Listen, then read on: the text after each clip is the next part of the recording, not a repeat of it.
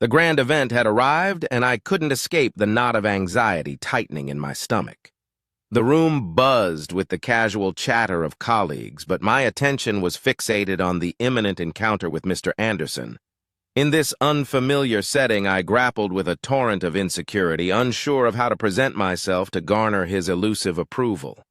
As I navigated the sea of colleagues, a few kind words from my peers momentarily lifted my spirits. They offered words of encouragement and camaraderie, creating a brief respite from the impending encounter with Mr. Anderson.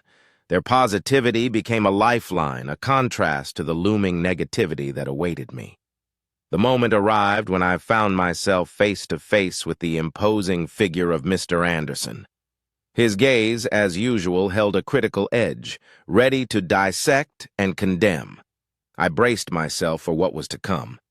Well, Alex," he drawled, a smug curve playing on his lips. "Your recent performance has left much to be desired. I expected more from someone in your position." The words hit me like a barrage of verbal blows, each one landing with precision.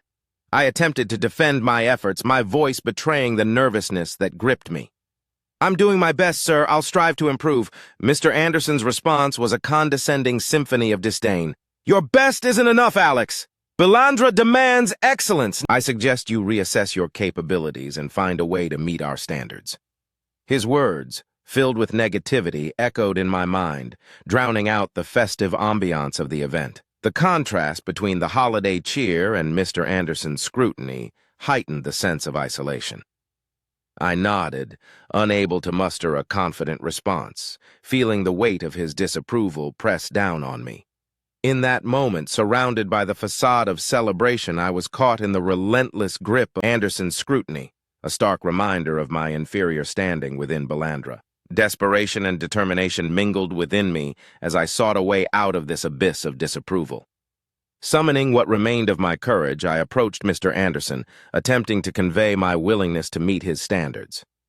"Mr. Anderson," I began tentatively, "I want to assure you that I'm fully committed to Bilandra's success. I understand the high standards you uphold, and I'm prepared to do whatever it takes to meet them. Your guidance is invaluable, and I'm here to learn and improve under your mentorship."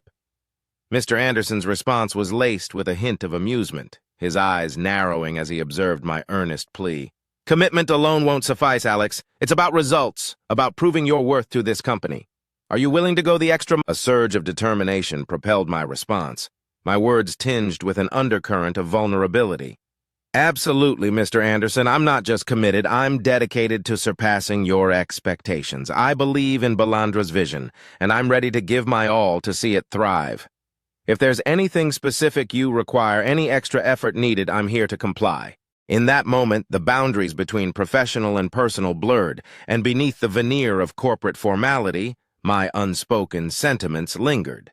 The uncharted territory of my emotions for Mr. Anderson lay beneath the surface, a tumultuous sea of conflicting feelings that I dared not articulate.